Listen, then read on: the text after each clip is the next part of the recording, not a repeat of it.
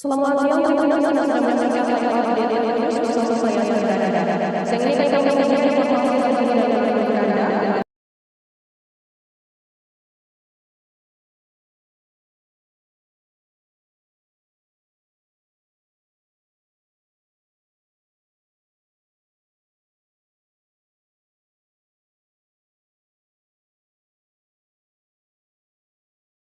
Selamat siang teman-teman, sedang mendengarkan update news bersama saya Sandra. Saya ingin kami menyampaikan informasi terkini dari Anda.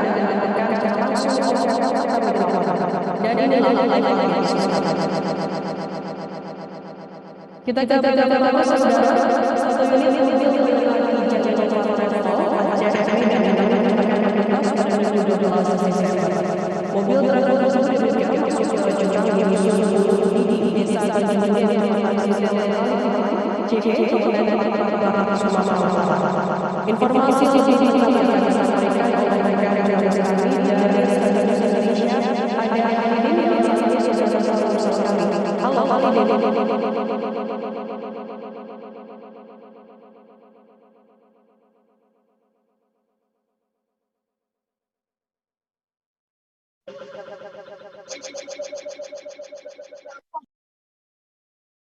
Halo rekan Halidin.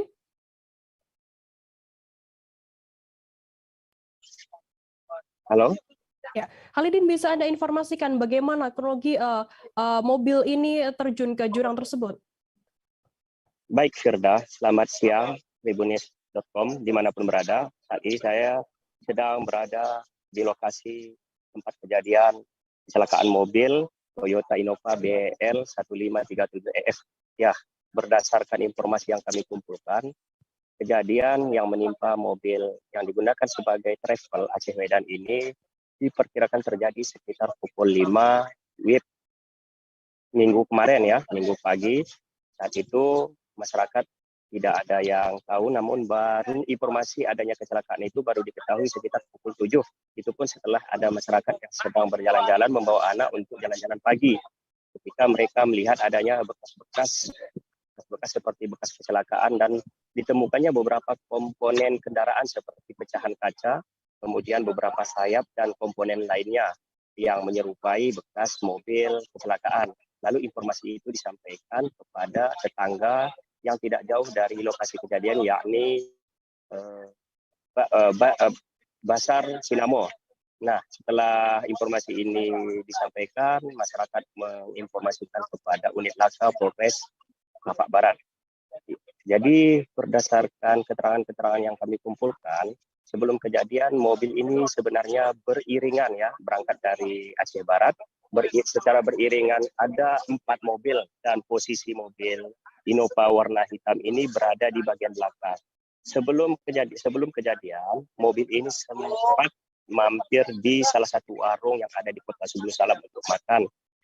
Beredar informasi sopir saat itu dalam kondisi lelah dan mengantuk, sehingga kecelakaan ini diperkirakan akibat mengantuknya sang sopir. Nah, perlu kami jelaskan Firda dan pemirsa Tribun News dimanapun berada, bahwa lokasi kejadian persis di Dusun Buluh Didi, Desa Tanjung Mulia, Kecamatan Sitelu Tali, Urang JH atau STTUJ Kabupaten Bapak Barat, Sumatera Utara.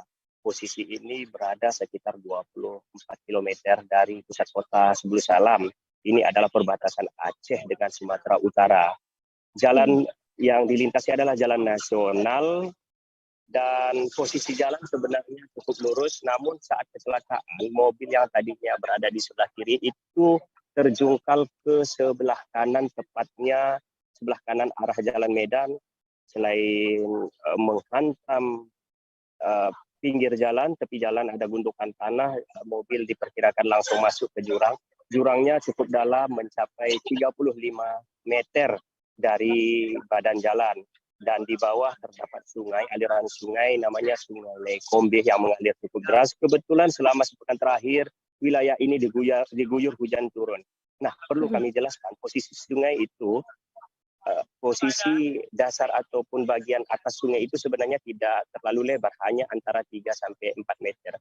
Namun berdasarkan informasi dari masyarakat sekitar bahwa sungai di sini ini sebenarnya memiliki kamar-kamar atau bersayap kalau istilah di sini. Ada kamar atau ruang-ruang terbuka di kiri sepanjang sisi kiri kanan sungai yang mencapai belasan meter. Bahkan ada keterangan warga yang sudah sempat pernah itu menyelam sampai 15 meter belum menemukan dinding sungai. Jadi posisi kami duduk ini adalah di pinggir jalan nasional dan diperkirakan di bawah ini juga ada sungai, begitu Firda. Hal ini apa saat ini sudah diketahui begitu untuk jumlah penumpang dan jumlah korban sendiri?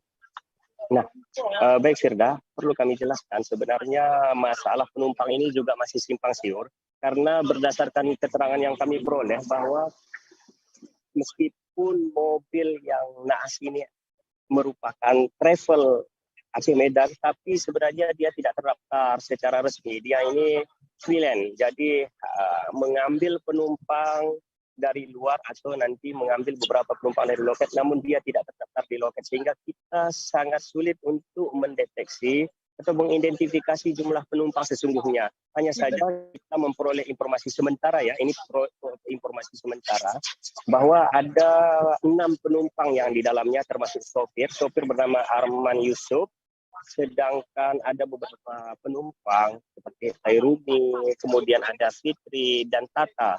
Nah, ada pula informasi ada 1 penumpang bermarga Lubis, Amri Lubis kalau tidak salah, ini asal Medan, dan ada seorang penumpang lagi yang belum sampai saat ini belum kami dapatkan identitasnya. Pihak kepolisian juga belum mendapatkan informasi atau identitas yang lebih lengkap menyangkut dengan mobil naas ini. Baik, terima kasih rekan jurnalis dari Serambi News Indonesia, Halidin, atas laporan Anda. Dan tadi Tribuners, Halidin juga sudah menghimpun keterangan dari seorang ibunda dari korban bernama Siti Asari. Berikut liputannya untuk Anda. Korban ya, atas nama siapa tadi Bu? Fitri apa tadi Bu? Fitri Elviranti. Fitri Elviranti ya? Anak ya. Iya, anak ibu ya, anak kandung. Anak keberapa Bu? Anak kandung, anak yang ketiga. Anak ketiga ya? Ya. Jadi dia memang ada keperluan apa ke Medan Bu? Apa? Ke Medan itu ada keperluan apa Bu? Sebelum itu. Ke Medannya, keperluan apa? Ke Medan dia kuliah Pak. Kuliah ya? Ambil profesi apoteker. Apoteker. Ya. Dia udah menikah Bu ya? Udah menikah dia Bu ya? Udah. Udah ya? Lebih kurang 2 tahun. 2 tahun. Berarti selama ini memang dia ngekos di Medan ya? Ya. Ada tanda-tanda Bu sebelum kejadian? Apa? Tanda-tanda apa yang Ibu alami sebelum kejadian ini? Firasat apa? Enggak? Kalau saya nggak ada. Enggak ada ya? Nggak ada rasa apa-apa, karena memang jarang sama saya ya. Jarang sama Ibu ya? Jarang. Dia pun kok pulang langsung ke rumah mentuanya. Berangkat pun juga dari rumah mentuanya, dia ikut suami. Kalaupun pulang ke sana sebentar aja, 2 malam. Karena suaminya tugas di situ di Nagan Raya. Iya. Pegawai dinas kesehatan. Oh gitu. Siapa suaminya Bu? Ya. Nama suaminya? Jarang sama saya. Nama suami?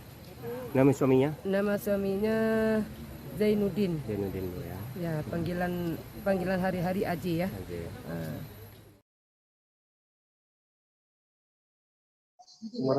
Kita beralih ke informasi selanjutnya, Saudara. Kecelakaan maut yang melibatkan 5 kendaraan terjadi di Kecamatan Padang Selatan, Kota Padang, Sumatera Barat. Akibat kecelakaan ini membuat kendaraan yang mengalami rusak ringan dan ada 2 unit mengalami kerusakan yang cukup berat. Selain itu ada juga seorang pengemudi dilarikan ke rumah sakit. Informasi lebih lengkapnya akan disampaikan oleh rekan jurnalis kami dari Tribun Padang, ada Rezi Aswar yang saat ini sudah tersambung bersama kami. Halo, selamat siang Rezi. Iya, Firda. Ya, Rezi, bisa Anda informasikan bagaimana, bisa dijelaskan terkait peristiwa kecelakaan tersebut, seperti apa informasinya?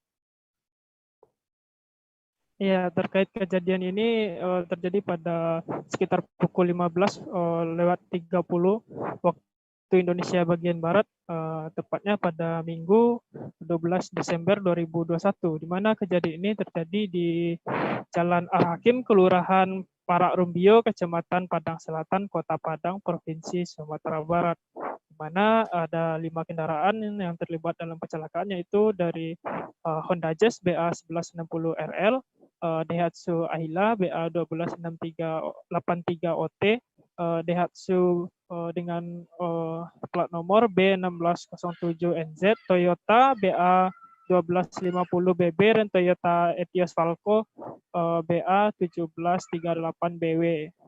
Di mana kejadian ini berawal dari Honda Jazz datang dari arah barat menuju timur atau datang dari arah simpang Kampung Nias menuju arah Ranah.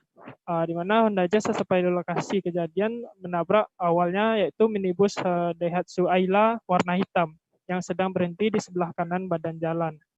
Selanjutnya kendaraan Honda Jazz ini menabrak beberapa kendaraan lainnya yang ada di lokasi kejadian gitu, Gerda. Kemudian bagaimana saat ini kondisi para korban? Iya, untuk korban ada satu orang pengemudi, yaitu pengemudi dari Daihatsu Ayla, ya, di mana sempat dilarikan ke rumah sakit karena mengalami kaki kanan sakit dan bagian mulutnya luka dan dibawa ke rumah sakit Rekso Diwirio di Kota Padang, Sumatera Barat.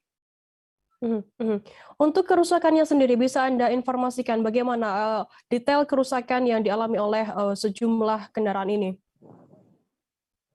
Iya, kami telah juga mewawancarai Kanit Laka Lantas Polresta Padang, Ibda Arisman, di mana mengatakan bahwa ada 2 unit kendaraan mengalami rusak berat, yaitu Honda Jazz dan Daihatsu Ayla warna hitam, di mana kendaraan ini mengalami ringsek pada bagian bodi samping kiri dan kanan dan juga kaca pecah gitu. Dan untuk kendaraan lainnya hanya mengalami lecet dan gores gitu atau bagian kaca spion patah gitu, Gerda.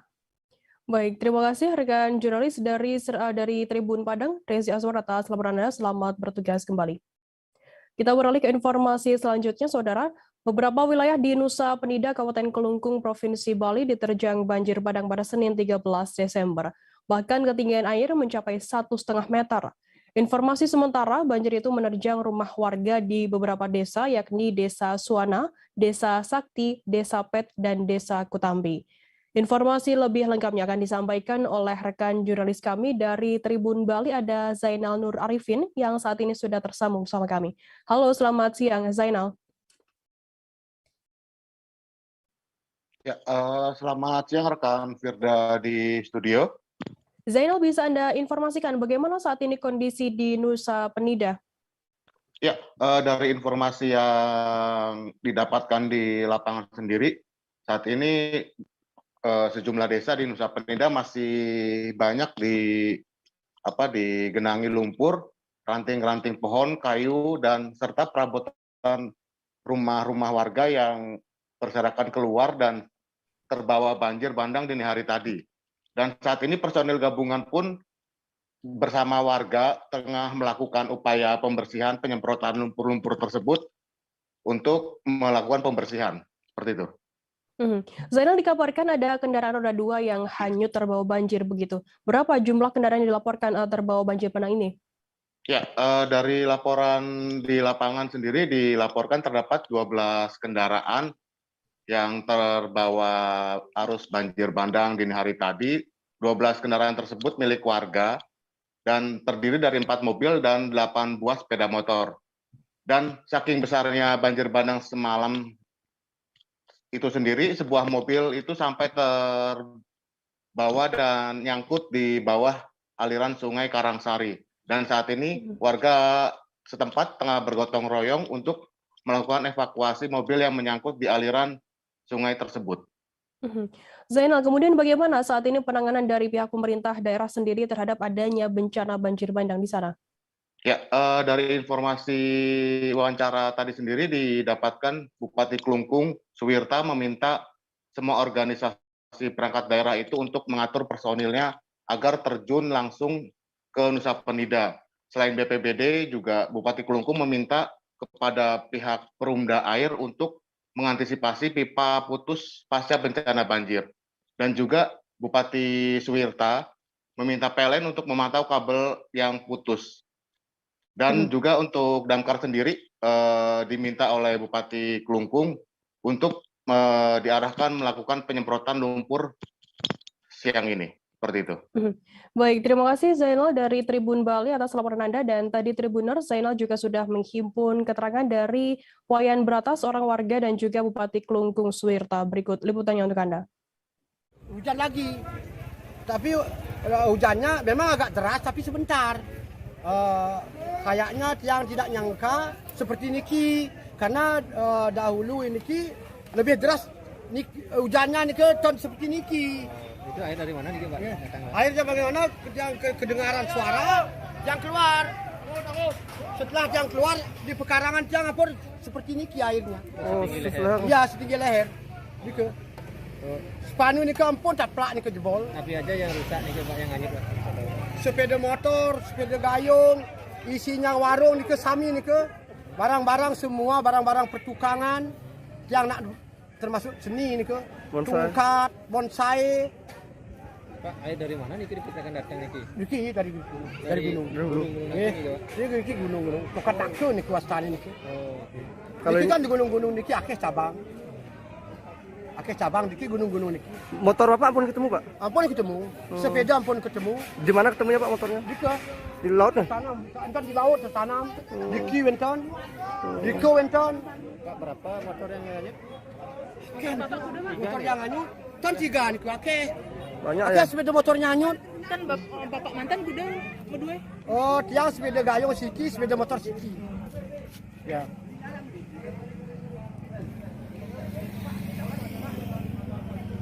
Bukan Sungai Karangsari. Diko. Ini tertanam diko. Rumah Bapak kan itu yang beragi tongkat itu nih. Iya niku tungkat sami niku hilang. Tapi malah Pak. Tungkat sami Dinas-dinas terkait seperti Dinas PU juga begitu. Jadi para kadesnya mengikuti saya. Kemudian timnya silakan menyebar bergerak dan saya akan bergerak dari timur sampai ke barat. Ya. Kenapa saya harus dengan kadesnya? Karena di tempat itu nanti saya akan kita bersama-sama melakukan verifikasi untuk pengambilan langkah-langkah. Apakah nanti kita akan mengambil keputusan ini ada bencana yang mengharuskan kita harus mengeluarkan dana tak terduga. Karena kebetulan dana terduga masih lagi sedikit, sehingga nanti kita bisa menangani dalam jangka waktu pendek ini hal-hal yang menyebabkan terputusnya transportasi misalnya kan. Jadi harus kita tangani segera. Jadi yang lain-lain tolong nanti kita koordinasi lebih lanjut dan teman-teman media silakan ikut saya boleh. Tapi seharusnya kita sama-sama sih. Sehingga nanti beritanya sama dan apa yang saya sampaikan, statement saya, pernyataan saya nanti bisa disimak lebih lengkap dan secara langsung. Saya kira itu ya yang perlu saya sampaikan. Mari kita berangkat, silakan dibagi dulu ya. Atau siapa yang Pak Sada ada yang disampaikan silakan. Saya kira kabinnya bagi aja PUPR, ada apel atau kabin bagi kadinnya sama Bapak. Sebelum berangkat Pak Bupati, di mana kerusakannya yang digoyang? Ya, yang jelas saya dari malam kemarin, dari pagi-pagi baru bangun sudah penuh masukan. Tetapi saya harapkan satu aja ini, bahwa kejadian musibah ini siapapun tidak menginginkan. Kemudian saya minta tadi teman-teman ada yang mengirimkan satu video. Jadi jangan mengandalkan kami saja. Ada TNI, ada Polri, dan teman-teman sudah bekerja. Saya berharap situasi ini masyarakat juga ikut turun, ya. Jadi akses jalannya cukup panjang. Saya minta kalau ada yang live ini misalnya masyarakat di sini tuh harus ikut turun juga. Jangan seolah-olah ini semua menjadi beban pemerintah. Seorang karyawan perusahaan swasta di Kecamatan Pangkalan Kerinci, Kabupaten Pelalawan Riau, berinisial TNS, 25 tahun alias Mala, ditangkap seusai membuat laporan palsu. Mala, perempuan yang bekerja di sebuah perusahaan pembiayaan kendaraan, membuat laporan dirinya menjadi korban penjamretan. Namun ternyata laporan tersebut hanya untuk menutupi aksinya yang menggelapkan uang perusahaan, hampir 30 juta rupiah untuk kebutuhan pribadinya. Untuk mengetahui informasi lebih lengkapnya, saat ini kami sudah tersambung dengan jurnalis dari Tribun Pekanbaru, ada Yohanes Tanjung, yang akan memberikan informasi lengkapnya untuk Anda Tribuners. Halo Yohanes, selamat siang. Halo Firda, selamat siang semua Tribuners. Yohanes, bisa Anda informasikan bagaimana untuk kronologi kasus laporan palsu ini hingga pelaku ditahan oleh pihak kepolisian?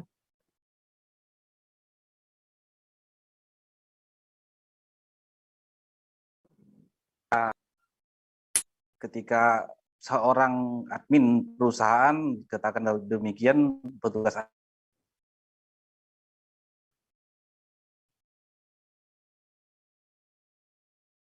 Halo Yohanes, bisa mendengar suara kami dari studio? Halo, iya Firda. bisa Anda informasikan bagaimana untuk kronologi kasus tersebut hingga pelaku ini ditahan oleh pihak kepolisian?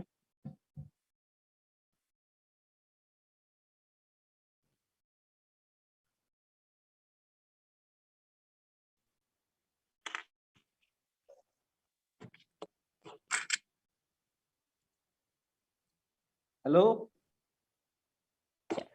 Halo, Yohanes, bisa mendengar kami dari studio?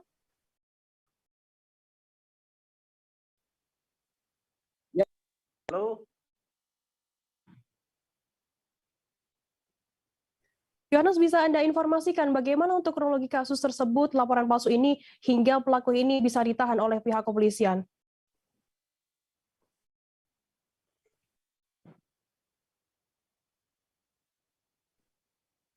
Halo?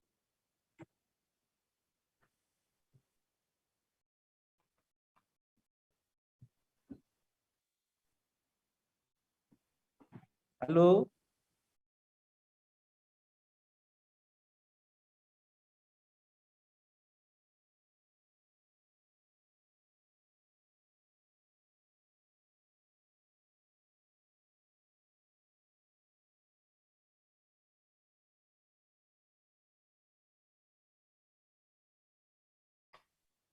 Baik, Tribuners semua, kasus penggelapan yang dilakukan oleh seorang admin, katakan demikian, admin salah satu perusahaan pembiayaan atau leasing di kendaraan di Pangkalan Kerinci, berawal ketika pelaku yang berinisial TNS atau alias Mala, berusia 25 tahun, melaporkan kejahatan terhadap dirinya tanggal 1 Desember yang lalu. Kemudian dia melaporkan ke Polsek Pangkalan Kerinci terkait penjamretan yang dialaminya sekitar pukul 13.30 di sebuah toko pakaian. Alhasil Polsek Pangkalan Kerinci melakukan penyelidikan terhadap laporan tersebut. Berangsur setelah itu, 1 pekan setelahnya, pimpinan tersangka melakukan audit terhadap dirinya. Alhasil ditemukan ada selisih kas yang terjadi sekitar 29, sekitar hampir 10 juta. Hal itu kemudian dimatchingkan dengan laporannya ke Polsek Pangkalan Kerinci.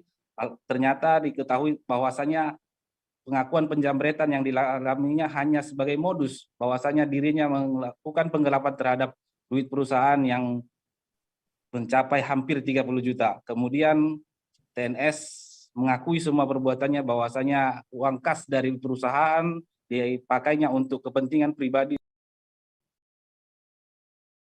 dan seperti membayar rekan Fira. Yohanes, apa kecurigaan dari pihak kepolisian yang paling kuat jika pelaku ini hanya mengaku dijamret saja? Kecurigaan pihak kepolisian yakni tidak adanya bukti-bukti yang ditemukan di lokasi kejadian seperti yang dilaporkan tersangka. Bahkan CCTV yang ada di sekitar lokasi kejadian milik beberapa toko juga tidak menampakkan adanya aktivitas penjamretan yang dialami oleh tersangka. Hal itu dimatchingkan dengan adanya selisih uang kas yang ditemukan oleh pihak perusahaan yang dikelola oleh tersangka sendiri. Demikian rekan Firda. Yohanes, kemudian bagaimana tindak lanjut dari pihak kepolisian sendiri terkait adanya kasus wanita ini yang mengaku dijamret dan ternyata menutupi aksi penggelapan tersebut? Baik, rekan Firda dan semua Tribuners, untuk kasus laporan palsu yang disampaikan oleh tersangka TNS ini ditangani oleh Polsek Pangkalan Kerinci, sedangkan penggelapan ditangani oleh Polres Pelalawan secara langsung. Sampai saat ini polisi masih memproses kasus penggelapan terhadap TNS yang merupakan sebagai pidana pokok dalam perkara ini. Bahkan TNS akan dilakukan sidang oleh polisi terhadap jaksa yang dilimpahkan ke pengadilan untuk mempertanggungjawabkan perbuatannya terhadap kasus penggelapan. Kemudian polisi akan memprosesnya lagi terhadap kasus laporan palsu yang diberikannya kepada kepolisian. Demikian rekan Firda. Baik, terima kasih rekan jurnalis dari Tribun Pekanbaru Yohanes Tanjung atas laporan Anda, dan tadi Tribuners, Yohanes juga sudah menghimpun keterangan dari TNS orang tersangka. Berikut liputannya untuk Anda. Apa ya, laporan pun juga kemarin tuh ada selisih gitu-gitu. Oh, laporan ada selisih. Terus mau mengganti, tapi selisihnya tuh ketemu juga.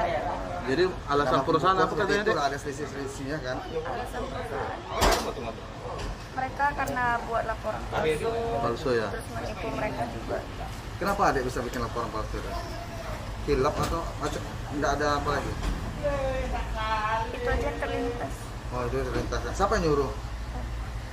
Ada yang nyuruh? Cowok nyuruh nggak? Nggak punya cowok. Kita beralih ke informasi selanjutnya, Saudara. Polres Mimika, Provinsi Papua memusnahkan barang bukti minuman keras atau miras hasil razia jajaran kepolisian pada Senin 13 Desember. Pemusnahan barang bukti tersebut merupakan hasil operasi dari Satres Narkoba dan Polsek jajaran Polres Mimika. Pemusnahan minuman keras ini seperti minuman keras jenis pabrik dan lokal. Informasi lebih lengkapnya akan disampaikan oleh rekan jurnalis kami dari Tribun Papua, ada Marcelinus yang saat ini sudah tersambung bersama kami. Halo, Marcel. Baik, rekan Firda, selamat siang. Marcel, bisa Anda informasikan di mana saja lokasi yang dilakukan oleh pihak polisian ini untuk operasi minuman keras tersebut? Baik, Firda dan Tribuners, dapat saya laporkan bahwa untuk pemusnahan barang bukti minuman keras jenis pabrik maupun lokal hari ini yang berlangsung di Polres Mimika, di mana ada beberapa tempat yang menjadi sasaran atau target operasi seperti di Pelabuhan Pomako, kemudian di distrik Pania, distrik Mimika Timur, Bandara Mosilang Mimika, dan di beberapa ruas jalan seperti Jalan Yosudarso, Budi Utomo, Jalan Busiri, area Gorong-Gorong, dan Kebun Siri. Begitu, Frida. Total ada berapa banyak minuman keras yang dimusnahkan di hari ini? Baik, Frida, dapat saya informasikan bahwa untuk total minuman keras yang berhasil dimusnahkan hari ini adalah untuk minuman lokal sendiri ada 1.502,5 liter dengan rincian sebagai berikut. Adapun 825 liter miras jenis Shopee itu minuman lokal, dan 677,5 jenis tuak atau balo ya. Untuk minuman lokal terdiri dari 1.502,5 liter dengan rincian 825,3 liter miras jenis Shopee dan 677 jenis tuak. Itu yang tadi saya sudah sebutkan. Namun untuk kemudian minuman beralkohol jenis pabrik itu terdapat 760 botol, diantaranya 119 bermerek vodka Iceland, kemudian 144 botol minuman vodka, 312 whisky, 18 botol anggur merah, 51 botol anggur kolesol, 14 kaleng bir angker, dan 6 kaleng bir hitam atau stout. Begitu rekan Firda.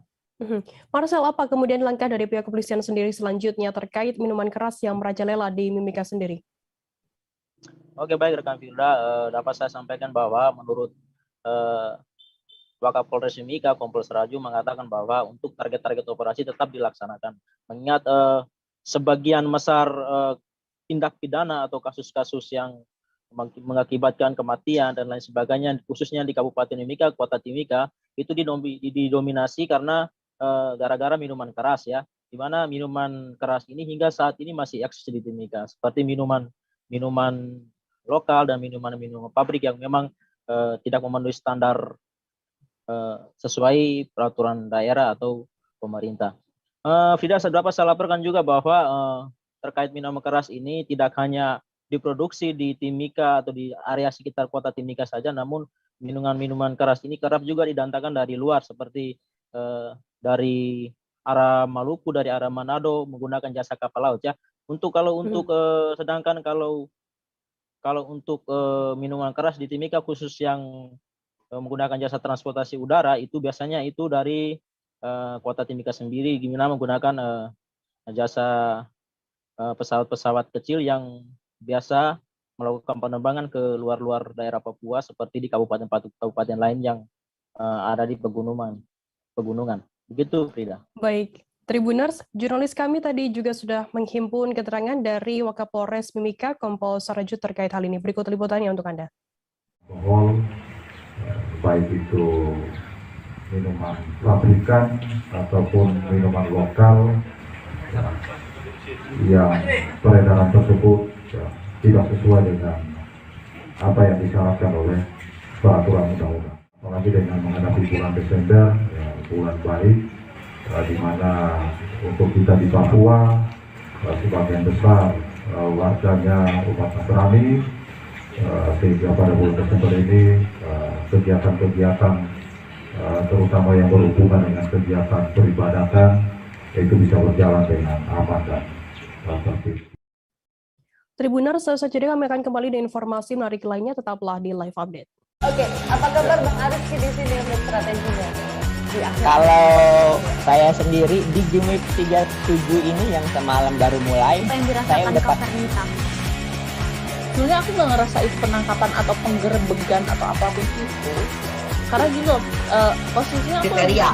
Jadi kita mengenal disebut dengan stroke yang tidak berdarah dengan stroke yang berdarah. Stroke yang tidak berdarah itu biasanya ditandai dengan adanya penyumbatan. Kalau itu terjadi di sini mungkin pikirnya tidak ke situ kali ya, tapi kalau di Korea atau di Kamboja itu ada beberapa paper yang saya itu mas, ya, dulunya tukang koran. Oh gitu ya, tukang koran. Ya, saya baca itu Pak. Tuh kan, pernah baca kan? Ya. Jadi kalau saya jadi pangdam itu udah bersyukur banget. Si anak ini dijadikan sebagai tersangka begitu. Ya, kalau ini kita bicara yang di luar kasus Situbondo ya. Dengan nama hujan shower, di mana terdapat batas jelas antara daerah hujan dan tidak hujan yang biasanya terjadi pada fase awal master stage atau tahap berbahaya itu Kang. Jadi mulai artinya terjadinya perlembekan. Nah itu untuk penetrasi akan sulit. Gitu ya. Dok, saya ini menurut saya memang tidak mudah, bukan urusan tanah diambil. Kalau misalnya Amerika Serikat sekarang, Rasulullah mengatakan dalam sebuah hadis bahwa berpuasa di 6 hari Syawal itu. Oke, apa kabar Bang Arif di sini untuk strateginya? Kalau saya sendiri di Gimik 37 ini yang semalam baru mulai, saya udah sebenarnya aku nggak ngerasa itu penangkapan atau penggerebegan atau apapun itu, karena gini loh, posisinya aku kriteria. Jadi kita mengenal disebut dengan stroke yang tidak berdarah dengan stroke yang berdarah. Stroke yang tidak berdarah itu biasanya ditandai dengan adanya penyumbatan. Kalau itu terjadi di sini mungkin pikirnya tidak ke situ kali ya, tapi kalau di Korea atau di Kamboja itu ada beberapa paper yang saya itu mas, ya, dulunya tukang koran. Oh gitu ya, tukang koran. Ya, saya baca itu Pak. Tuh kan, pernah baca kan? Ya. Jadi kalau saya jadi pangdam itu udah bersyukur banget. Si anak ini dijadikan sebagai tersangka begitu. Ya, kalau ini kita bicara yang di luar kasus Situbondo ya. Dengan nama hujan shower, di mana terdapat batas jelas antara daerah hujan dan tidak hujan yang biasanya terjadi pada fase awal master stage atau tahap berbahaya itu Kang. Jadi mulai artinya terjadinya perlembekan. Nah itu untuk penetrasi akan sulit. Gitu ya. Dok, saya ini menurut saya memang tidak mudah, bukan urusan tanah diambil. Kalau misalnya Amerika Serikat sekarang, Rasulullah mengatakan dalam sebuah hadis bahwa berpuasa di 6 hari Syawal itu. Oke, apa kabar Bang Arif di sini untuk strateginya? Kalau saya sendiri di Gimik 37 ini yang semalam baru mulai, saya udah sebenarnya aku nggak ngerasa itu penangkapan atau penggerebegan atau apapun itu, karena gini loh, posisinya aku kriteria. Jadi kita mengenal disebut dengan stroke yang tidak berdarah dengan stroke yang berdarah. Stroke yang tidak berdarah itu biasanya ditandai dengan adanya penyumbatan. Kalau itu terjadi di sini mungkin pikirnya tidak ke situ kali ya, tapi kalau di Korea atau di Kamboja itu ada beberapa paper yang saya itu mas, ya, dulunya tukang koran. Oh gitu ya, tukang koran. Ya, saya baca itu Pak. Tuh kan, pernah baca kan? Ya. Jadi kalau saya jadi pangdam itu udah bersyukur banget. Si anak ini dijadikan sebagai tersangka begitu. Ya, kalau ini kita bicara yang di luar kasus Situbondo ya. Terima kasih Anda masih bersama kami di live update. Kita beralih ke informasi selanjutnya, Saudara. Pohon jenis akasia di Pasar Sentral Kota Bumi, Lampung Utara tumbang Senin 13 Desember sekira pukul 9 pagi tadi. Pohon yang berdiameter sekira 10 cm itu tiba-tiba roboh dan menimpa satu emperan warung makan di pasar tradisional tersebut. Informasi lebih lengkapnya akan disampaikan oleh rekan jurnalis kami. Dari Tribun Lampung ada Anung Bayuardi yang saat ini sudah tersambung bersama kami. Halo, selamat siang Bayu. Selamat siang rekan Firda. Ya. Bayu, bisa Anda informasikan bagaimana untuk kronologi robohnya pohon yang menimpa warung makan tersebut? Ya rekan Firda, bisa dijelaskan tadi pagi sekitar pukul 9, salah satu jenis pohon akasia tumbang tepatnya di Pasar Sentral Kota Bumi. Akibatnya satu los atau emperan warung makan milik warga yang berjualan di pasar setempat roboh dan tidak bersisa lagi, rekan Firda. Apakah ada korban jiwa begitu ataupun korban yang luka akibat adanya pohon roboh tersebut, Pak Bayu? Ya, rekan Firda, bisa dijelaskan bahwa akibat kejadian tersebut diinformasikan adanya seorang petugas dishub yang terkena robohan pohon sehingga mengakibatkan kepalanya bocor. Kemudian pemilik warung Ritawati juga terkena himpitan batang pohon akibat melarikan diri dari tertimpanya pohon tersebut, rekan Firda. Untuk kerugian material dari peristiwa tersebut, apakah saat ini sudah diketahui, Bayu? Ya, rekan Firda, berdasarkan keterangan korban Ritawati selaku pemilik los atau emperan warung makan yang terkena musibah itu, diperkirakan kerugian mencapai 3 juta rupiah. Rinciannya etalase dan juga berupa makanan yang akan siap saji untuk pembeli, rekan Firda. Saat ini seperti apa untuk penanganan pohon roboh tersebut oleh pihak terkait, Bayu? Ya, rekan Firda, bisa dijelaskan bahwa tim reaksi cepat dari BPBD Lampung Utara langsung mengevakuasi dengan cara memotong pohon yang tumbang tersebut, rekan Firda. Kemudian mereka membersihkannya puing-puing reruntuhan di tempat Pasar Sentral Kota Bumi, Lampung Utara, rekan Firda. Baik, terima kasih rekan jurnalis dari Tribun Lampung Anung Bayuardi atas laporan Anda, dan tadi Tribuners Bayu juga sudah menghimpun keterangan dari seorang korban bernama Ritawati dan Danru tim TRC Suhali. Berikut liputannya untuk Anda. Berapa tahun? Dari tahun 2002 saya dagang. Tapi tadinya di bawah sana. Setelah ini ada disuruh pindah ke sini. Warung nasi ya, Bu? Iya, warung nasi. Bu, jadinya jam berapa sih? Sekitar jam 9 lewat. Jam 9 pagi ini? Dia itu kan nggak ada angin, nggak ada apa-apa, tahu-tahu kan suruh. Sebelum kejadian, ada suara gimana tuh? Nggak ada. Langsung rock, langsung roboh. Saya aja tadi nyuci ayam di situ, sempat lari, baru sedikit udah ketimpa. Ketimpa apa itu? Itu kok jepit di tengah situ saya tadi. Itu ketimpa? Iya, ketimpa lantai. Baru gede ini loh di tengah sini. Posisi pas roboh, ibu di dalam? Iya, lagi masak. Lagi masak. Masih ada melayani pembeli ya, Bu ya? Pembeli ada? Pembeli ada 4 orang ngopi, sebelah sana duduknya. Saya udah suami dan nyuci ayam gitu. Nyuci ayam. Tahu-tahu dengar krek gitu langsung. Krek, dia bunyi, saya kabur tapi nggak keburu, langsung sampai tengah kena saya. Tadi ketika kita dapat informasi yang disampaikan oleh pimpinan kita langsung, kita dapat informasi dari masyarakat bahwa ada pohon tumbang di Pasar Sentral. Langsung kita menyiapkan personil dan peralatan yang kita butuhkan untuk evakuasi ini. Langsung kita bergerak, langsung meluncur ke lokasi. Sementara ini penyebab robohnya apa? Kalau kita lihat ini penyebab robohnya, ini pohonnya sudah lapuk, sudah buruk dari bawahnya ini. Pohonnya udah terlalu besar dan lapuk di bagian bawahnya. Total kerugian dari pedagang sendiri, korbannya ada berapa? Total kerugian berapa? Belum kita berincin ya, kita belum ketemu juga sama korbannya. Tapi kabarnya informasi abang dapat berapa orang? 1 atau 2 pedagangnya? Pedagangnya ini mungkin ada 1-2 orang ya. Karena kita belum ketemu langsung sama pemiliknya. Kalau estimasi sendiri bang, perkiraan kerugian berapa bang? Kita belum bisa kirakan ya. Paling berapa juta gitu ya. Bisa kita buat. Oke bang, apa langkah kita terkait kerugian yang diderita oleh pedagang? Apa memberikan bantuan atau gimana? Nah itu biasanya kalau untuk kerugian seperti ini mereka laporkan buat laporan ke BPBD melalui kelurahan, kecamatan. nanti diteruskan ke BPBD di bidang tahap rekon RR, bidang RR ya, bidang RR. Nanti mungkin apa tindak lanjutnya yaitu bidang RR yang berurusan. Biasanya ada bantuan atau gimana, Bang? Ya, biasanya kita lihat kalau memang dia seperti ini ya mungkin ada bantuan ya, itu kita kurang paham juga, itu bagian bidang RR masalahnya.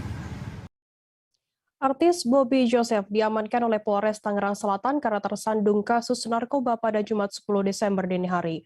Bobby yang sempat memerankan beberapa sinetron tersebut diamankan di kawasan Jalan Kintamani, Jakarta Barat sekira pukul 1 dini hari. Kabid Humas Polda Metro Jaya Kombes Pol Endra Zulpan mengatakan, Bobby Joseph diamankan saat ingin melakukan jual beli narkoba jenis sabu. Informasi lebih lengkapnya akan disampaikan oleh rekan jurnalis kami dari Tribun Jakarta, ada Ega Alfreda yang saat ini sudah tersambung bersama kami. Halo, selamat siang Ega. Ya, selamat siang rekan Firda. Ega, bisa Anda informasikan bagaimana untuk kronologi penangkapan dari Bobby Joseph ini? Baik, rekan Firda, terima kasih dapat disampaikan langsung dari lokasi Polres Tangerang Selatan. Bobby Joseph diketahui diamankan oleh Polres Tangerang Selatan pada hari Jumat tanggal 10 Desember 2021 sekira pukul 01.31 dini hari. Awal mula penangkapan tersebut saat Polres Tangerang Selatan mengetahui adanya transaksi barang haram narkotika jenis sabu yang dimana awalnya transaksi tersebut akan dilakukan di daerah Tangerang Selatan. Namun diakibatkan karena adanya kebocoran informasi dari beberapa pihak, transaksi barang haram tersebut akhirnya dipindahkan di kawasan Kalideres, Jakarta Barat di hari yang sama dan waktu yang sama. Dan ternyata petugas dari Kepolisian Tangerang Selatan mendapati bahwa barang haram tersebut didapatkan dari seorang artis yang diketahui berinisial BJ atau lebih dikenal dengan nama Bobby Joseph pada hari Jumat 10 Desember 2021. Begitu Firda. Bisa Anda informasikan apakah saat ini berdasarkan pengakuan dari Bobby Joseph sendiri, sejak kapan ia menggunakan narkotika jenis sabu ini? Baik, dapat dilaporkan bahwa artis Bobby Joseph yang sudah lama tidak dilihat di layar kaca televisi. Ternyata Bobby Joseph ini sudah mengonsumsi narkotika jenis sabu sejak 2015 lalu, menurut pengakuannya kepada petugas Polres Tangerang Selatan. Begitu Firda.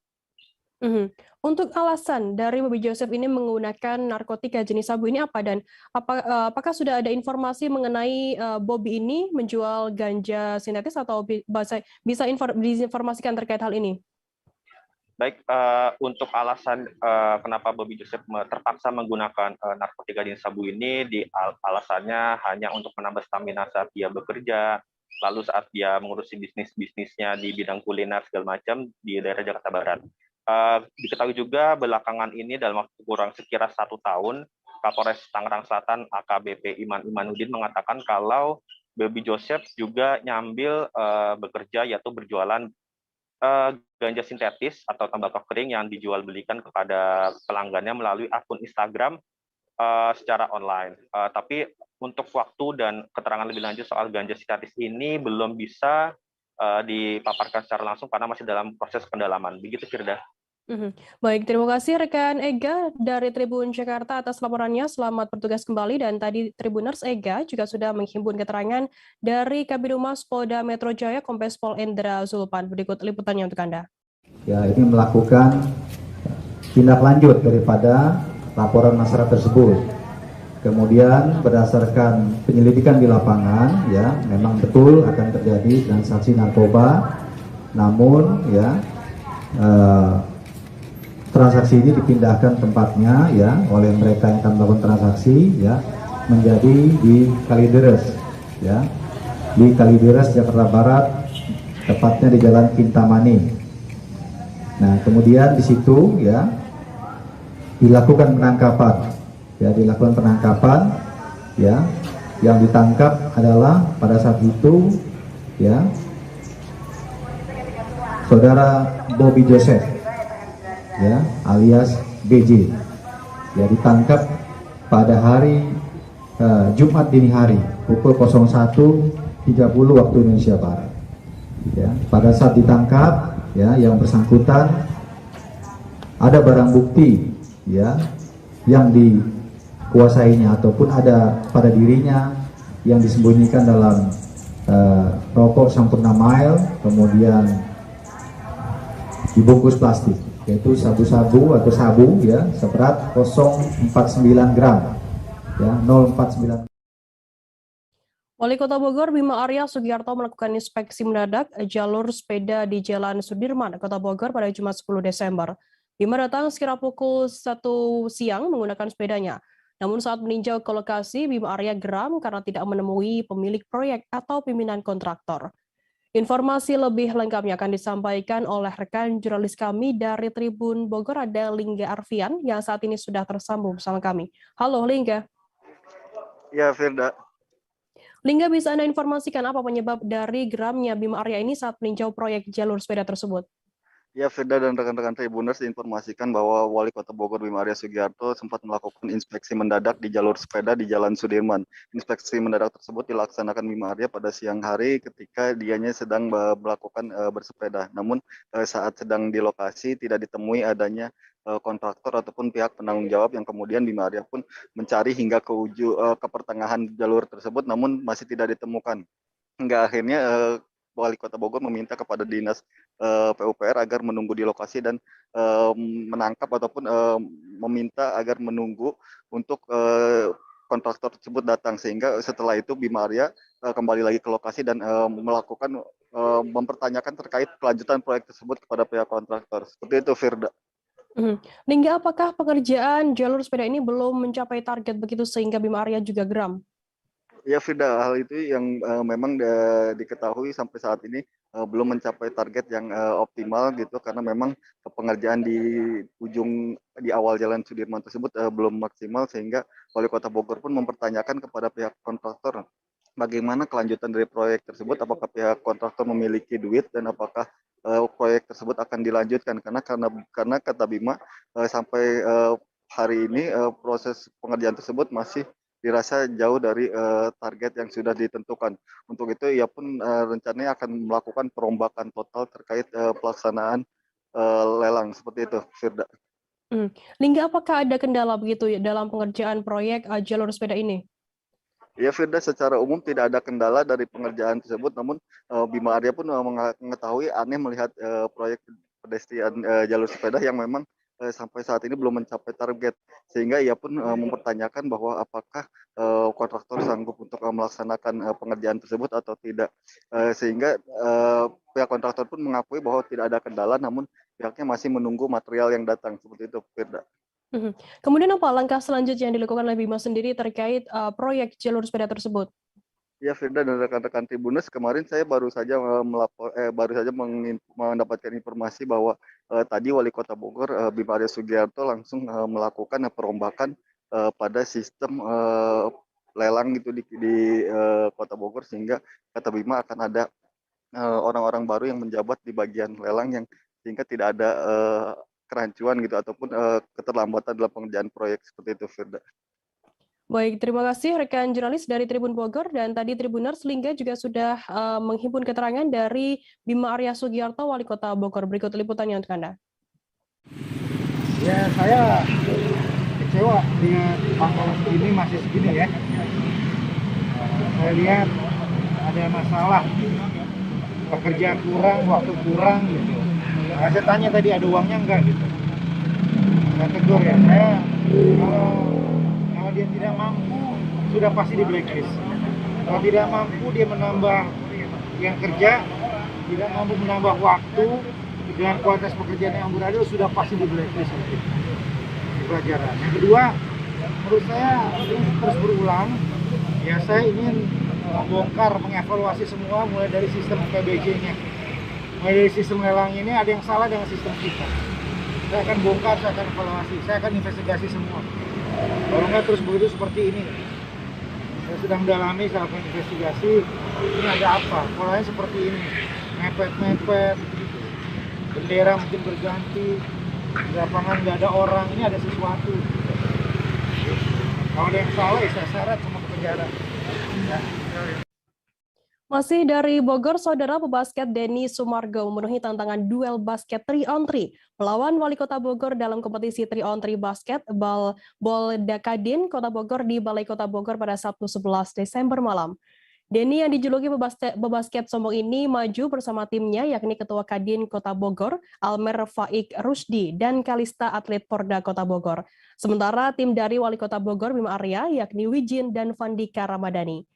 Informasi lebih lengkapnya akan disampaikan oleh rekan jurnalis kami, Lingga Arfian dari Tribun Bogor. Saya saat ini sudah tersambung bersama kami. Halo Lingga, selamat siang.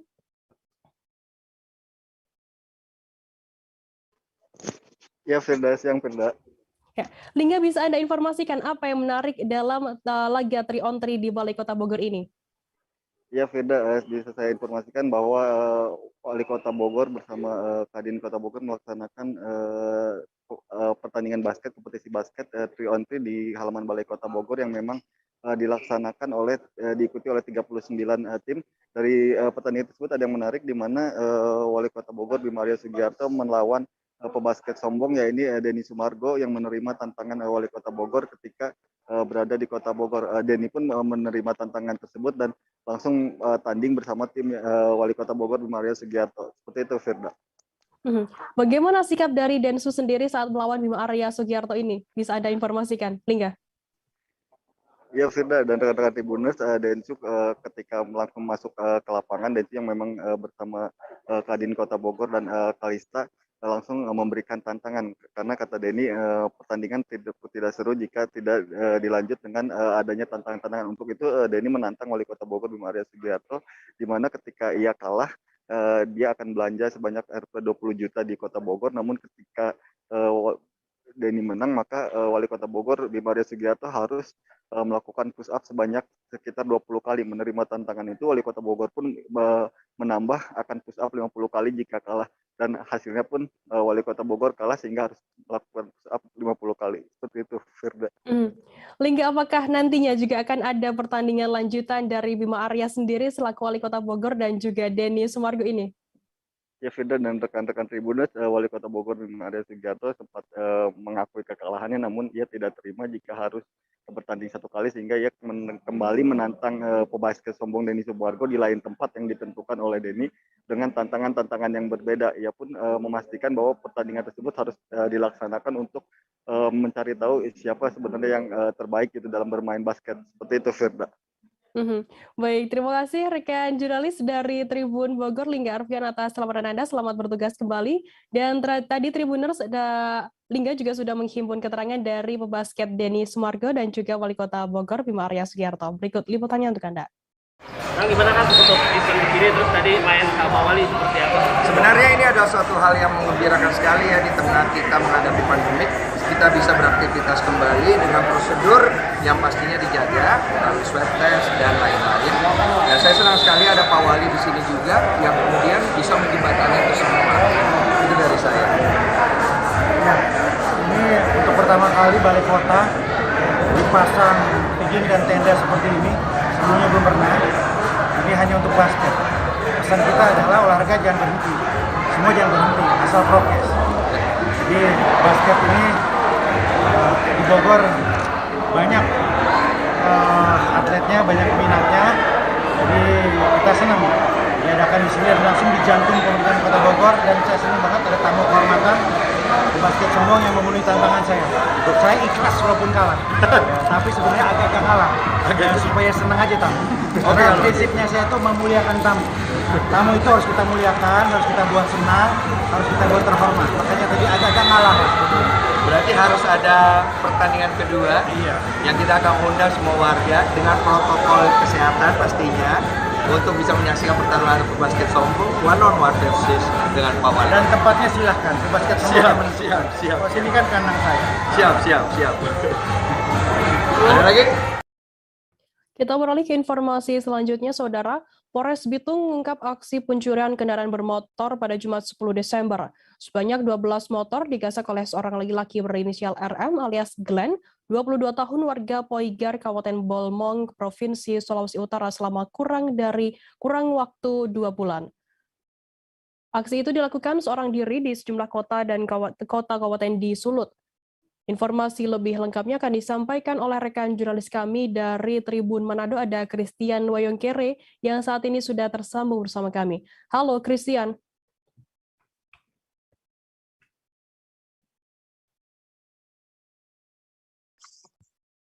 Halo, selamat siang rekan Firda dan Tribun News dimanapun Anda berada. Christian, bisa Anda informasikan bagaimana untuk kronologi pengungkapan dan penanganan dari kasus curanmor oleh Polres Bitung ini? Baik,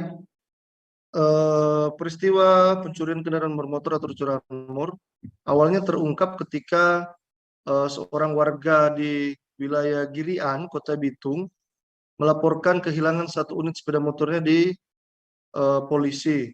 Kemudian pihak kepolisian melakukan pengembangan dan pendalaman lebih lanjut dan berhasil mengungkap dan menangkap satu orang laki-laki sebagai terduga tersangka.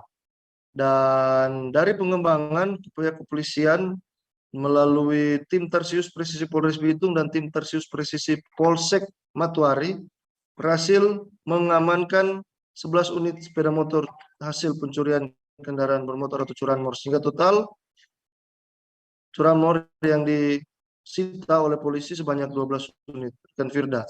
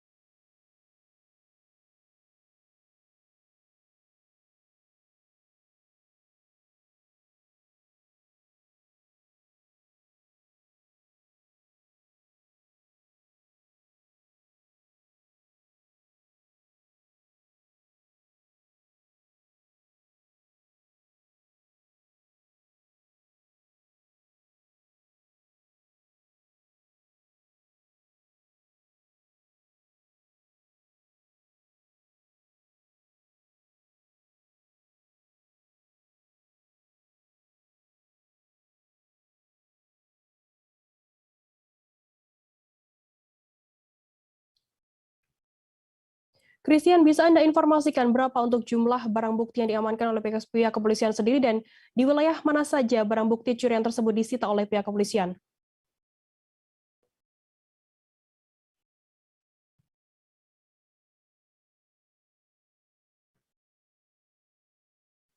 Jadi rekan Firda, awalnya hanya satu unit kendaraan curanmor yang ditemukan oleh petugas Polres Bitung, dalam hal ini tim Tersius Presisi, kemudian dikembangkan ke beberapa daerah seperti di Kota Manado, Kota Bitung, Kabupaten Minahasa Tenggara, Bola Mongondo Timur, Kota Mobagu, dan beberapa tempat lainnya, dan ditemukan motor hasil curian dari tersangka yang dilakukan oleh tersangka Glenn.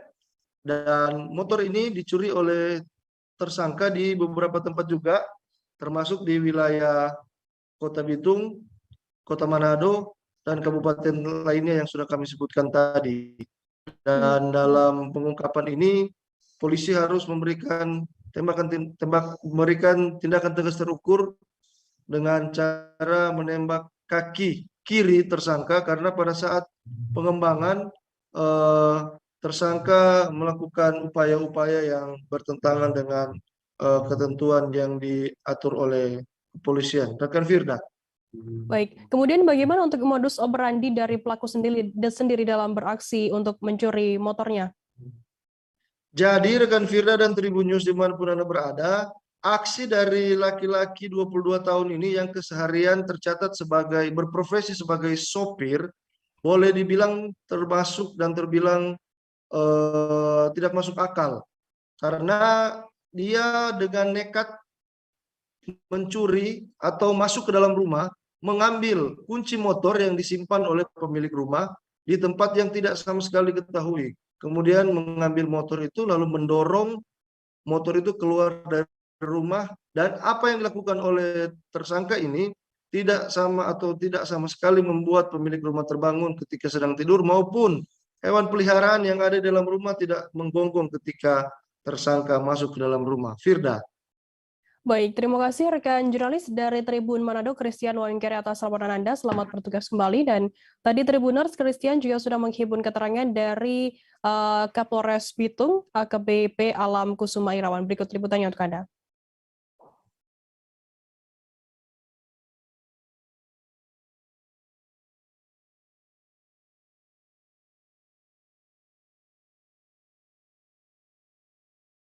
Ini berdasarkan LP yang ada, kemudian kita berhasil mengamankan 11 unit lainnya. Ya.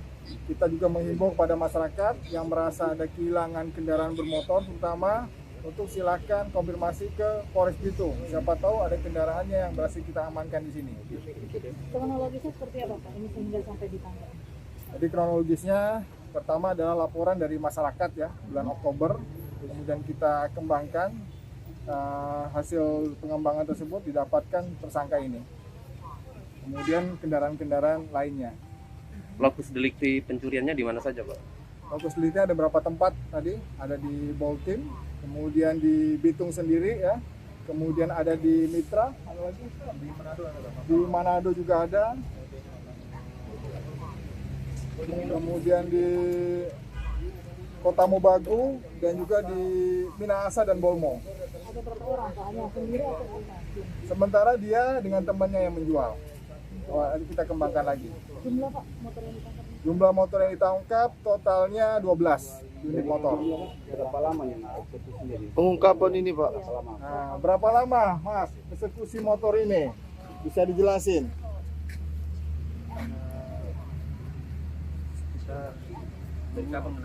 Berapa lama?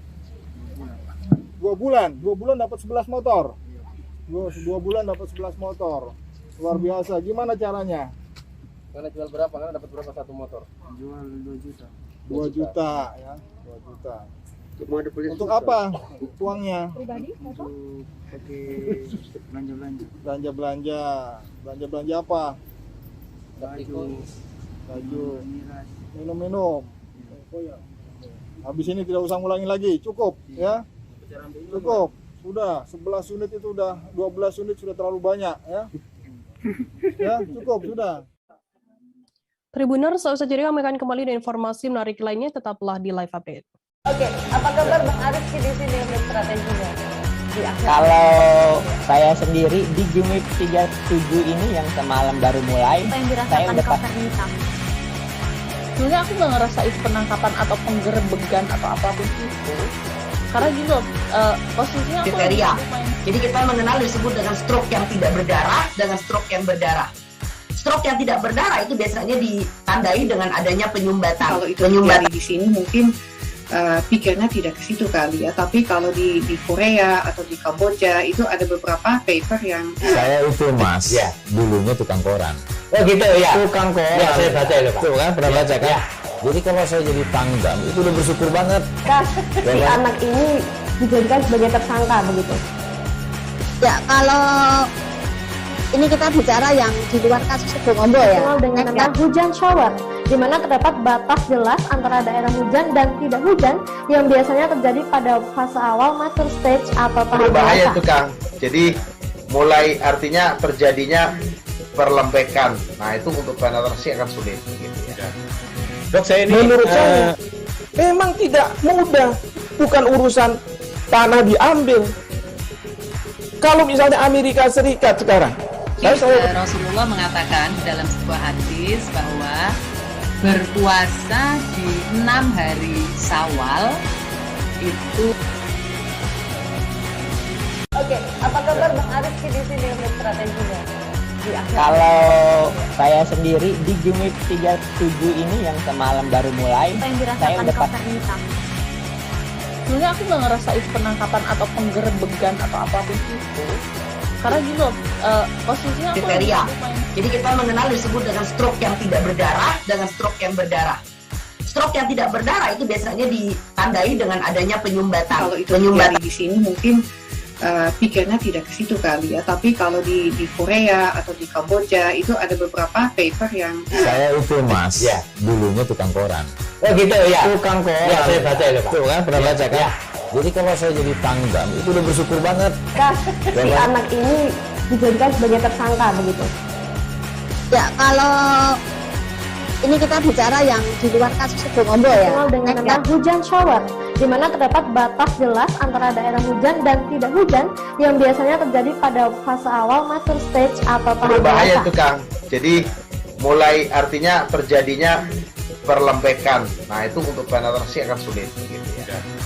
Dok, saya ini menurut saya memang tidak mudah, bukan urusan tanah diambil.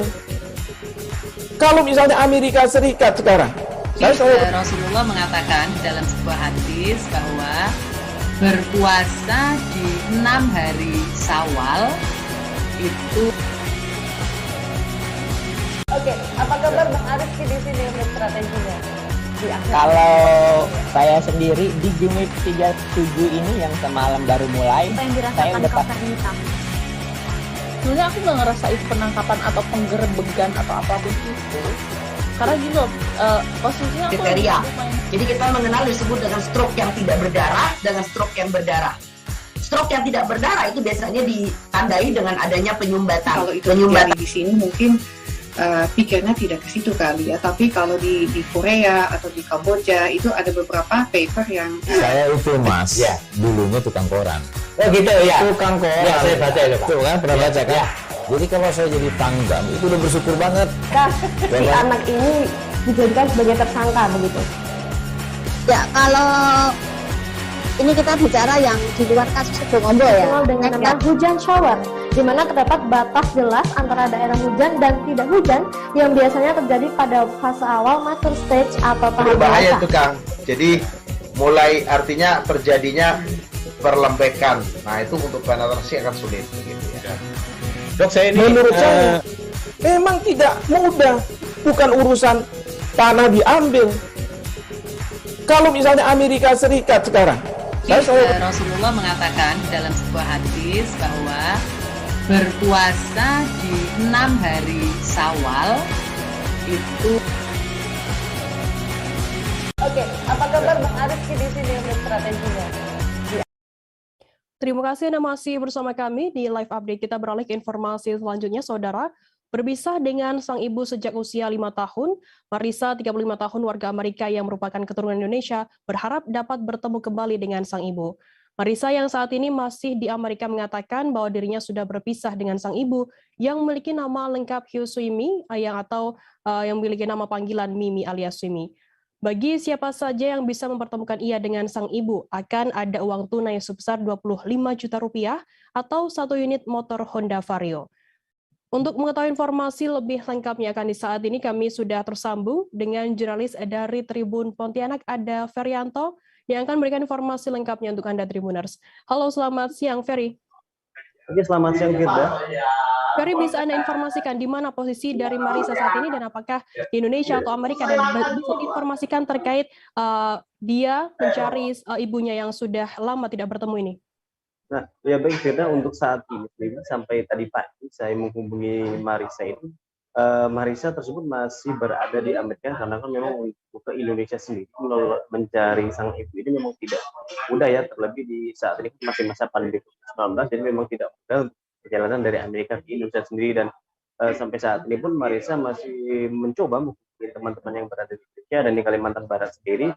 Salah satunya menghubungi temannya dari Serikat Buruh Migran Indonesia untuk membantu mencari keberadaan sang ibu Marisa ini yang sudah lebih dari 30 tahun berpisah dengannya. Demikian Firda. Ferry, sejak kapan Marisa ini sudah berpisah dengan sang ibu dan upaya apa saja yang saat ini sudah dilakukan oleh Marisa untuk mencari sang ibu? Untuk Marisa sendiri sudah berpisah kurang lebih 30 tahun ya dengan sang ibu itu. Dan pada saat itu Marisa itu berpisah dengan ibunya sejak umur 5 tahun. Nah, pada saat itu ada masalah keluarga antara ibu dan ayah sehingga keduanya ini berpisah. Kemudian Marisa ini ikut dengan sang ayah ke Amerika hingga sampai saat ini. Kemudian beberapa waktu yang lalu Marisa ini dipertemukan dengan rekannya yaitu dari Serikat Buruh Migran Indonesia, itu Ketua Serikat Buruh Migran Indonesia SBMI Pontianak, Martin Liko, dan pada saat itulah Marisa ini kemudian meminta bantuan dari Martin Liko untuk mencari keberadaan sang ibu yang memang sudah 30 tahun berpisah dengannya. Nah, berbagai upaya sendiri sudah dilakukan ya dari Marisa ini sebelum bertemu dengan Martin Liko sendiri sudah menghubungi berbagai keluarganya yang ada di Indonesia, kemudian juga meminta bantuan dengan berbagai pihak, dan bahkan sampai Marisa ini juga sudah meminta bantuan ke paranormal Firda. Dan memang sampai saat ini sendiri untuk keberadaan sang ibu masih belum diketahui secara pasti ada di mana. Apakah saat ini sudah ada informasi begitu mengenai keberadaan ibu dari Marisa ini? Nah, kalau untuk informasi pasti keberadaan dari sang ibu Marisa ini memang belum diketahui pasti ya. Namun kalau Mbak Marisa ini mengetahui informasinya itu bahwa sang ibu itu terakhir ada di Singkawang. Singkawang itu berada di Kecamatan Segau, dan sang ibu, namun itu juga tidak diketahui pasti kapan tahunnya dan apa saat ada di sana. Pada saat kemarin dari teman-teman SBMI ke lokasi ke kota Singkawang itu juga masih belum mendapatkan informasi pasti terkait keberadaan sang ibu. Kemudian juga informasi ini Marisa mendapat informasi bahwa sang ibu itu membuka toko pakaian pun toko butik ya. Namun memang juga lokasi dan tempatnya itu masih belum diketahui. Kemudian apa harapan dari Marisa sendiri soal keberadaan sang ibu saat ini? Marisa sendiri memang berharap ya dia dapat bertemu dengan sang ibu, karena memang sampai saat ini di usianya sudah lebih dari 35 tahun, Marisa memang ingin bertemu sekali lagi atau bertemu dengan sang ibu, karena saat ini pun dia sudah mengkhawatirkan kesehatan dari sang ibu, dan dia pun berharap sang ibu juga masih ada dan dapat bertemu kembali dengannya. Dia pun sampai memberanikan diri untuk memberikan hadiah bagi siapa saja yang dapat mempertemukan dirinya dengan sang ibu dengan uang tunai senilai Rp20.000 ataupun ada sepeda motor yang memang dia siapkan jenis Honda Vario ya, memang bagi warga yang mampu mempertemukan dirinya dengan sang ibu. Kemudian bila mana beberapa waktu juga Marisa ini membuat postingan di akun media sosialnya di Facebook itu juga bagi siapa saja yang mampu mempertemukan ibunya, kemudian ataupun karena memang sudah berpisah selama sekian puluh tahun, nanti misalkan ada mau dilakukan tes DNA pun dia bersedia untuk membiayai seluruh proses tes DNA-nya, tidak untuk mendapat kevalidan data terkait sang ibu ini. Karena beberapa waktu lalu juga si Marisa itu sempat mendapat kabar, namun ternyata orang yang memberi kabar itu hanya berusaha untuk melakukan penipuan terhadap dirinya. Oleh sebab itu dirinya saat ini lebih berhati-hati memang untuk menerima masukan atau informasi terkait keberadaan dari sang ibu ini. Bagi siapa saja yang bisa mempertemukan Marisa ini dengan sang ibu akan ada hadiah uang tunai sebesar Rp25 juta atau 1 unit motor Honda Vario. Baik, terima kasih rekan jurnalis dari Tribun Pontianak, Ferianto, atas laporan Anda. Selamat bertugas kembali. Dan tadi Tribuners, Ferry juga sudah menghimpun keterangan dari Marisa, warga Amerika yang mencari ibunya. Berikut liputannya untuk Anda. Halo teman-teman, perkenalkan nama saya Marisa. Semoga teman-teman selalu sehat. Teman-teman, saya minta mohon tolong dibantu sebarkan berita ini ya. Saya lagi mencari ibu kandung saya. Ibu kandung saya namanya Hiu Suimi. Dia dipanggil Mimi. Dia berasal dari Sedau, Kalimantan Barat. Umurnya perkiraan antara 55 tahun sampai 61 tahun. Terakhir tempat tinggal di Jakarta, Reni Jaya, Blok G 22 nomor 2. Teman-teman, tolong bantu sebarkan berita ini ya. Saya sangat rindu dengan ibu kandung saya, dan saya juga khawatir dengan keadaan dia. Semoga ibu kandung saya sehat-sehat selalu. Dan juga saya ingin sekali bertemu, dan saya juga khawatir dengan keadaan dia. Semoga dia baik-baik saja. Teman-teman, bagi siapa yang bisa temukan ibu kandung saya akan kasih hadiah motor terbaru Honda Vario 150 atau uang cash 25 juta. Kita beralih ke informasi selanjutnya, Saudara. Kabar baik bagi warga Tarakan. Akhirnya wisata petik buah melon kembali dibuka oleh kelompok tani Flora dan Fauna Kelurahan Juwata Permai. Wisata kebun melon ini sudah mulai dibuka sejak Minggu 12 Desember 2021. Pihak kelompok tani Flora dan Fauna ini kembali membuka wisata petik buah ini setelah melihat animo masyarakat saat pertama kali wisata petik buah melon dibuka untuk warga Tarakan pada September 2021 lalu. Informasi lebih lengkapnya akan disampaikan oleh rekan jurnalis kami dari Tribun Kaltara. Ada Andi Pausiah yang saat ini sudah tersambung bersama kami. Halo, selamat siang Andi. Ya, halo, selamat siang rekan Firda. Ya. Andi, bisa Anda informasikan bagaimana antusiasme masyarakat Tarakan sendiri mendengar wisata petik buah melon kembali dibuka? Ya, baik rekan Firda, selamat siang Tribuners, saya Andi melaporkan dari Kota Tarakan, Provinsi Kalimantan Utara.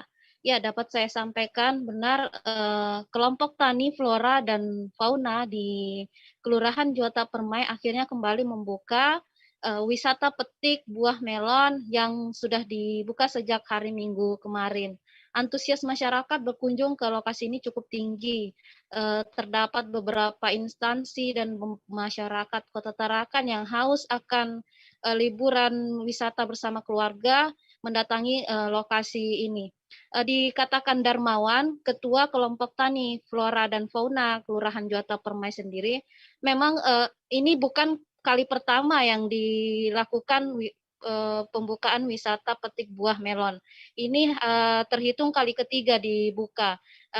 Pada pembukaan wisata petik buah melon yang kedua pada September lalu memang animo masyarakat sangat tinggi sehingga akhirnya pada minggu kemarin mulai dibuka karena bertepatan juga dengan musim panen buah melon yang berlokasi di RT 20 Jalan Seranai 3, kemudian masuk ke Jalan Bayangkara, Kelurahan Juwata Permai. Adapun memang pada September 2021 lalu hanya membutuhkan waktu sekitar 3,5 hari buah melon yang diproduksi oleh kelompok tani Flora dan Fauna habis dibeli oleh warga, diburu oleh warga, sehingga kali ini kelompok tani kembali membuka dan menyiapkan sekitar 2 tempat agar bisa mengakomodir semua warga yang hendak melakukan wisata petik buah melon. Dikatakan Darmawan kembali, Firda, memang ini adalah semacam hubungan simbiosis mutualisme di mana masyarakat saat ini yang haus akan wisata dan petani juga sangat diuntungkan dengan adanya kunjungan wisata petik buah ini karena mereka membeli hanya dengan harga 15.000 per kilogram, memetik sendiri, bisa memilih sendiri dan dibawa pulang. Ini tentu sangat berpengaruh terhadap biaya yang dikeluarkan oleh kelompok tani Flora dan Fauna. Demikian rekan Firda. Andi, untuk wisata petik buah melon kali ini ditarget berapa ton? Ya, rekan Firda, kalau untuk di September 2021 kemarin, yang kedua, panen produksi yang dihasilkan sekitar 6 ton. Nah, kali ini disiapkan mungkin diperkirakan total dari 2 lokasi, Lokasi pertama di kebun penanaman bawang dan di 100 meter dari arah kebun penanaman bawang itu dengan luasan 2.000 meter persegi ada sekitar 2.500 pohon. Jika ditotalkan hasil produksi bisa mencapai 7 ton untuk Desember ini. Kemudian harga jualnya sendiri hanya dipatok sekitar 15.000 per kilogramnya. Jika menghitung biaya produksi, biaya modal yang dikeluarkan kelompok tani untuk satu wilayah itu hanya membutuhkan sekitar 15 juta dengan tenaga 15 orang.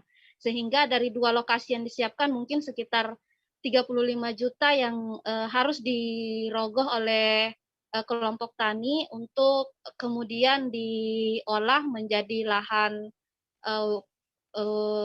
penanaman buah melon. Dan hasilnya dari 7 ton ini jika dikalkulasikan kembali menghasilkan sekitar 7.000 kilogram, dan jika dikalikan 15.000 per kilogram mereka bisa meraup untung sekitar 105 juta. Artinya bisnis ini sangat menjanjikan bagi masyarakat Tarakan yang ingin bergelut di bidang pertanian, yakni menanam melon. Bahkan bisnis ini juga sudah mulai dilirik petani-petani asal luar Tarakan seperti petani asal Bulungan, Nunukan, Malino, dan Kabupaten Tanah Tidung. Demikian rekan Firda. Baik, terima kasih rekan jurnalis dari Tribun Kaltara Andi Pausia atas laporannya, dan tadi Tribuners Andi juga sudah menghimpun keterangan dari Ketua Kelompok Tani Flora dan Fauna Juwata Permai, Sri Darmawan. Berikut liputannya untuk Anda. Juga di kelompok kami ada 2 lokasi yang kita siapkan. Di mana aja tuh? Masih 1 titik lokasi, mungkin sekitar 100 meter dari sini ada. Kalau untuk kali ini berapa pohon yang ditanam? Mungkin kali ini kita lipatkan lagi dari yang kemarin ya. Ini 2 kali lipat, mungkin sekitar 2.000 meter persegi, 2.000 perkan itu sekitar 2.500 pohon kurang lebih. Nah itu kalau totalnya berapa sih Pak? Kalau total apanya nih? Hasil berapa ton nih Pak? Hasil produksi. Kalau dari 2 titik lokasi ini kami target sekitar 7 ton. 7 ton. Dan itu berapa sih omsetnya Pak kalau sekitar segitu? Kalau kita dari petani kita nih biasanya hitungan kasar aja nih. Kalau di petani itu modal untuk 2 lokasi ini sekitar 15 juta. 15 juta itu kalau tenaga sekitar 15, 1 lokasi 10, 20, 35 juta. Omset anunya ya, pendapatannya. Enggak, ini untuk modalnya. Nah, kalau kita pendapatan kita itu kita target mungkin sekitar 7 ton. 7 kali per kilonya kita akan pasarkan sekitar 15 kilo, belum naik, masih harga yang kemarin 15.000 per kilo. Kira-kira berapa tuh? Sekitar 100 ada 100. Kalau 7,5 ada 100. Ada ya? 100. Berarti sebenarnya ini menjanjikan, ya? menjanjikan gitu ya? Sangat menjanjikan. Sangat ya. Karena sudah banyak dilirik di wilayah Kaltara seperti di Bulungan. Kemudian di petani-petani lain juga sudah penasaran dengan kegiatan kita ini. Sebenarnya kalau melon yang membedakan uniknya itu kita sudah membuka wisata petik untuk ini. Kalau memang kita masuk ke tengkulak aja ya tetap harganya. Bermodal hanya melihat gambar, warga Pekijing, Kota Serang, Banten, Suparman membuat miniatur menara Masjid Agung Banten dari bambu. Hasil karyanya kemudian dipajang saat peluncuran aktivasi Kampung Baca sekaligus kemah bersama dulur di Kampung Pekijing, Kecamatan Tak-Takan, Kota Serang pada Minggu 12 Desember. Bahkan kerajinan miniatur itu dipamerkan Wali Kota Serang Syafruddin di atas panggung di sela peluncuran. Informasi lebih lengkapnya akan disampaikan oleh rekan jurnalis kami dari Tribun Banten, ada Milda Niati, yang saat ini sudah tersambung bersama kami. Halo Milda. Halo rekan Firda dan Tribuners ya, selamat siang. Milda, bisa Anda informasikan bagaimana proses awal pembuatan miniatur khas Banten, miniatur khas Banten ini?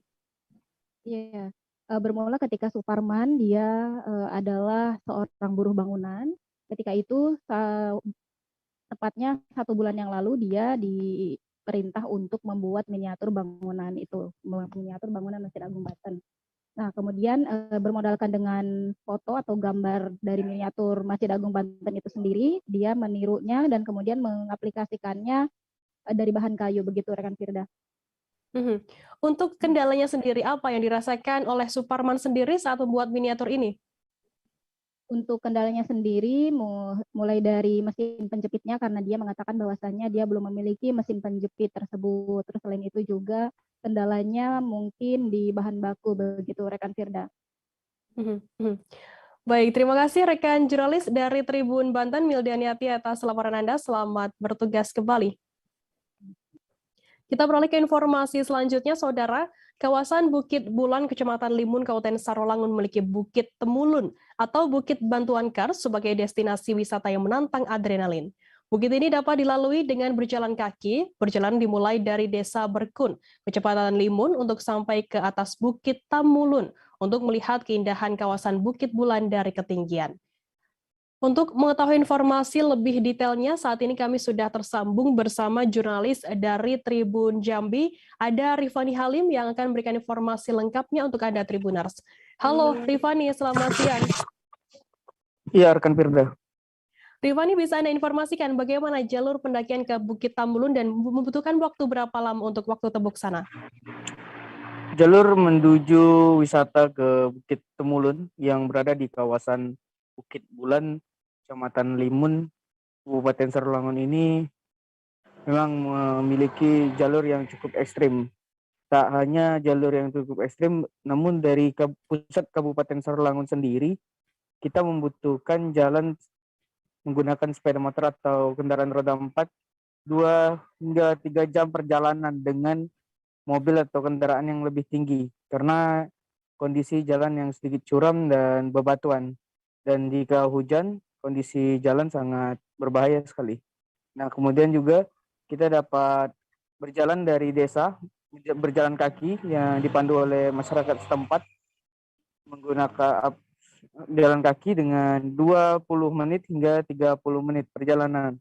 Ya, melewati sungai dan melewati juga tanjakan hingga tangga-tangga dan tali yang telah dibuat oleh masyarakat dan pemerintah desa setempat. Begitu. Rifani, bagaimana kemudian akses menuju tempat wisata Bukit Tamulun ini? Nah, ini untuk aksesnya, nah kita sampaikan, tangga besi itu sudah dibuat untuk memudahkan atau agar jalan ke sana tidak terlalu ekstrim. Kemudian juga diberikan tali tambang agar wisatawan juga bisa berpegangan dengan tali tersebut agar tidak beresiko lebih berbahaya, gitu rekan Firda. Apa yang bisa dinikmati oleh para pengunjung di Berkun, tempat wisata Bukit Tamulun ini? Nah, untuk wisata di kawasan Bukit Bulan ini memang memiliki keindahan alam yang sangat luar biasa. Di sana kita juga dapat melintasi sungai-sungai yang masih asri juga, kemudian juga pemandangan yang masih tergolong hijau di sana. Dan Bukit Temulun ini berada di kawasan hutan adat desa dan ini sangat dijaga sekali oleh masyarakat setempat. Dan juga para masyarakat tidak, maksud saya, para pengunjung tidak boleh membuang sampah sembarangan. Kita juga sempat menemui beberapa sampah tidak dibawa oleh pengunjung dan ini jadi teguran dari pemuda setempat agar para pengunjung untuk membawa sampah kembali. Depan juga pihaknya juga akan menertibkan para pengunjung yang membawa barang-barang agar membawa barang-barang itu kembali turun tanpa meninggalkan apapun selain jejak. Gitu, Firda. Baik, terima kasih rekan jurnalis dari Tribun Jambi, Rifani Halim, atas laporan Anda. Selamat bertugas kembali. Kita beralih ke informasi selanjutnya, Saudara. Satlantas Polres Malang tidak melakukan penyekatan di jalur-jalur pemberantasan Kabupaten Malang dengan daerah lain saat Natal dan Tahun Baru 2022. Alhasil kendaraan dari luar Kabupaten Malang bebas melintas pada saat Nataru ini.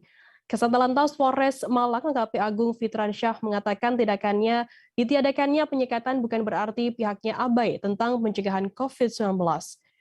Informasi lebih lengkapnya akan disampaikan oleh rekan jurnalis kami dari Surya Malang, ada Erwin Wicaksono yang saat ini sudah tersambung bersama kami.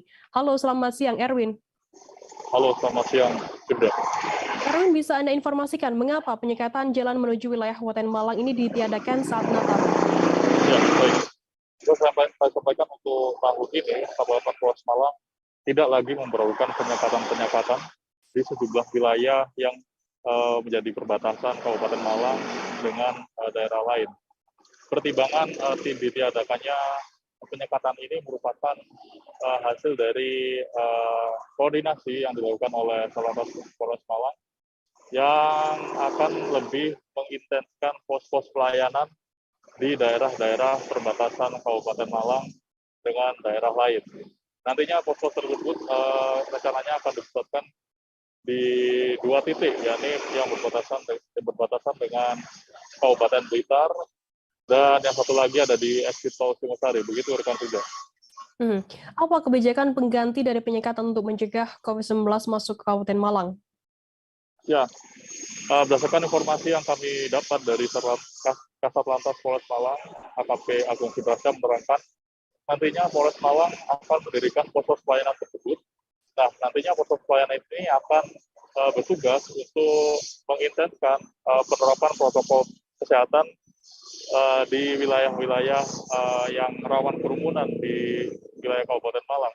Nantinya pos-pos tersebut berisi pelayanan untuk masyarakat seperti rapid test, terus kemudian tempat istirahat, dan alat-alat keperluan lain untuk pencegahan COVID-19. Dan saat ini Polres Malang lebih memilih untuk mengedukasi masyarakat agar lebih taat protokol kesehatan seperti itu. Sehingga penyekatan sendiri dipastikan tidak akan dilakukan oleh Polres Malang karena pertimbangan-pertimbangan yang sudah dibicarakan sebelumnya. Begitu, rekan. Erwin, berapa total titik pos pelayanan yang akan dipasang oleh Satlantas Polres Malang kali ini? Ya, kendati secara kentara nanti akan dibawakan 2 titik, yakni di exit tol Singosari dan perbatasan Sumber Pucung yang bersebelahan langsung dengan Kabupaten Blitar.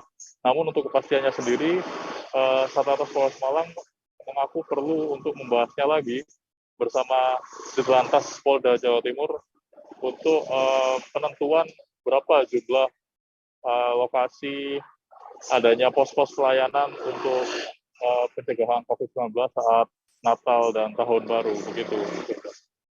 Baik, Tribuners, jurnalis kami tadi juga sudah menghubungi keterangan dari AKP Agung Fitransyah, Kasat Lantas Polres Malang. Berikut liputannya untuk Anda.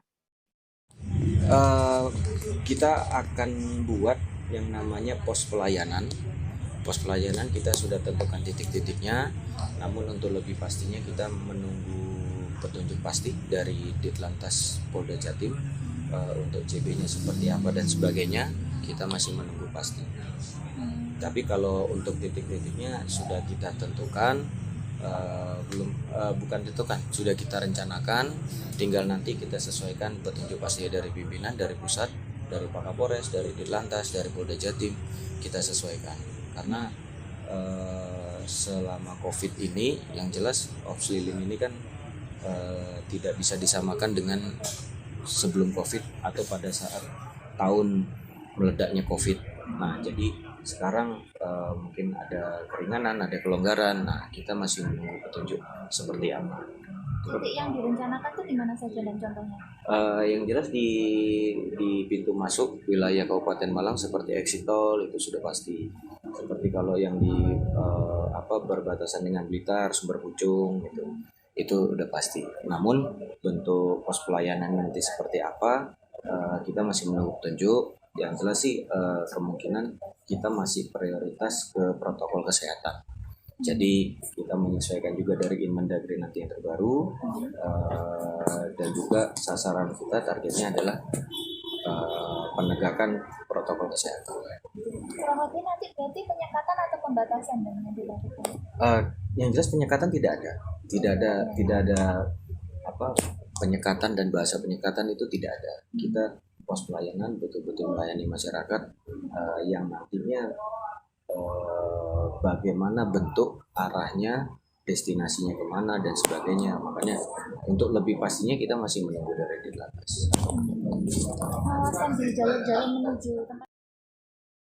Informasi tadi sekaligus menutup perjumpaan kita dalam live update hari ini. Jangan lupa saksikan terus live update di seluruh kanal YouTube dan Facebook Tribun Network. Saya, Firdananda, mewakili kru yang bertugas, pamit undur diri. Terima kasih dan sampai jumpa. Jangan lupa like, subscribe, dan share ya!